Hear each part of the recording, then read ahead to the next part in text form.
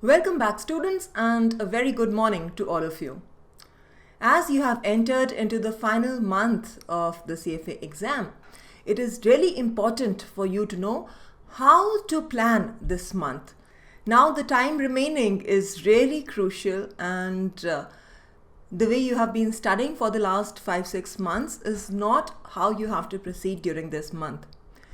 The key in the final month will be your practice exams or your mock tests. So you have to practice writing as many questions as possible.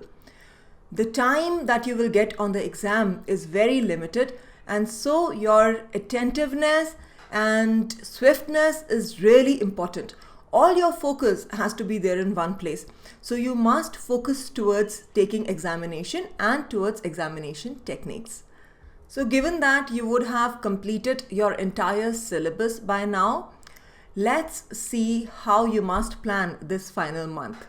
I usually like to take 5 weeks before the exam for revision and tests, and that is how I like to keep it. It has worked well for me, and that is what I'm going to suggest to you as well.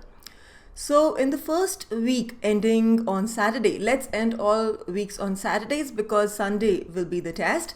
So we want to start the weeks from Sunday and end it on Saturday. So the first week ending Saturday, you should have completed your revision at least once, revision of all the 10 topics. Now this is really important because one of the key aspects of taking the test is to be able to retain all that information, to be able to recollect all the 10 topics at the same time because you're going to be tested on each one of them. So you have to complete your revision. Don't give yourself more than 3 days to do that, and you should have taken at least one mock test. And when I say mock test, I really don't mean the 3-hour test, I mean the 6-hour test.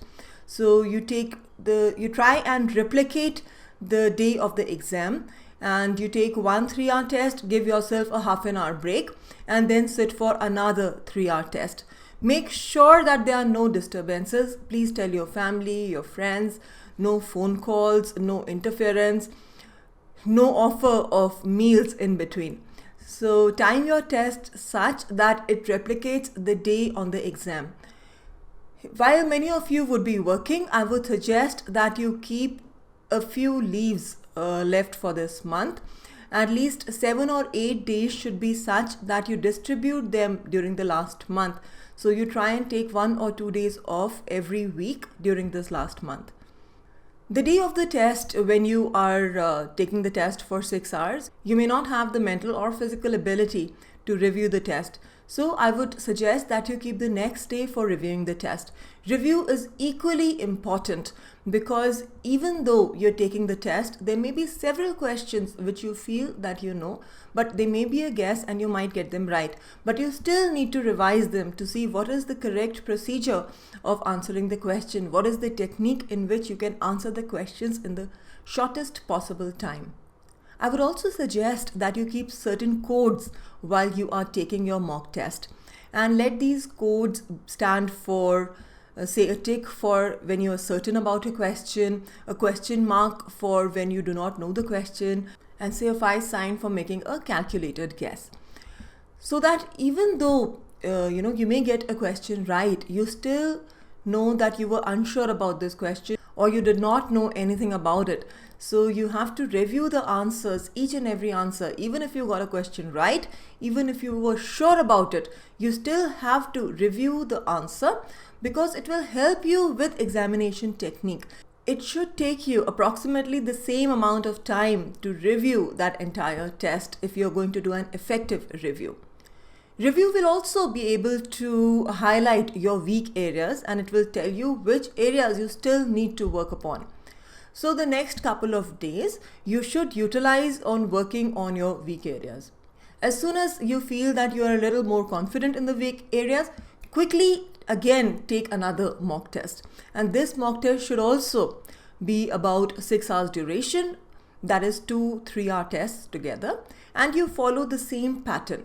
As you move forward towards the end of this month, you should have worked at least 5 mock exams. Now, if any on those days you will not be able to take out 6 hours, Then you can split it into 2 parts, and on subsequent days you could do tests of 3 hours duration. However, I would strongly suggest you should have completed 2 full practice tests, that is 2 6 hours tests during this month, because that will build endurance, that will build the focus that you will require on the exam day. Once you have taken 2 tests, you will need a relaxed day. On this day, I do not want you to study anything, but by this time you have taken 2 mock exams and you know which are your weak areas. You know whether you falter on formulas, or you falter on theoretical concepts, or you falter on lists. So this is also the time when you need to organize your revision material. If you are weak on formulas, then you should have your formula sheet handy all the time. If you are weak on theoretical concepts, then you must have such concepts listed on a few sheets of paper so that you can review them on and off. In the following week, again, you should take 1 full-fledged mock test followed by revision and practice questions. I would again suggest that you take a relaxed day in the 3rd week as well. And on this day, you should try and visit the exam site. If you are in the same city, then it is strongly recommended. If you are in another city, then there is really not much you can do about it. But it really helps to visit the exam site at least once, because it gives you an idea about how much time it takes from your place to reach the exam site, so that you are not late on the exam day. You must reach a little early on the exam day so that you do not panic. On the weekend of this week, again you take a mock test followed by the review of the mock test and the revision, as well as taking practice questions. You can again take a rest day in the second last week, and on this relaxing day, you must review your exam day material. Is your pencil box in place? Do you have at least 3 or 4 pencils? As suggested by the CFA Institute, you review the CFA website and see exactly what kind of exam material they want. Do you have your passport with you, which will work as an identification? Do you have your ticket ready? Do you have your erasers, your sharpeners in place? Do you have your pen with you? I usually like to carry an extra pen, even though it was not required. You can take this day to collect all the exam day material and make sure that everything is in place, because I don't want you to panic over any of these items in the last week. Then you take 1 final mock test. Preferably the review also should be completed before Sunday. And you should try and have this 6-hour test completely simulating the exam environment, as I had suggested earlier. Again, take the examination review and identify whether you still have any areas to work upon. Now with this, we enter the final week before the exam. In this week, specifically, I do not want you to indulge in gadgets. I want you to stay away from any social networking sites. Do not indulge in socializing in the last week. In this last week, you must not take any mock exams. I am strongly against taking any mock exams during the last week, because it will burn you out. You need all the energy, all the focus, all the stamina that you have, and you need to save it for the final day. So during this week, you should take a couple of days relaxed. On the first day of the week, suppose you keep it as a relaxed day, you take this time to check your calculator, to change your calculator batteries. Even if your calculator is working fine, I would strongly suggest that you change its batteries, and you change them well in time. So don't wait till the last day, because you don't know whether it will work appropriately. So you need some time to test the calculator also. So even though your calculator is working fine, you must change its batteries, because you have been using it for a long time now, and it is quite possible that the batteries must be dying down now.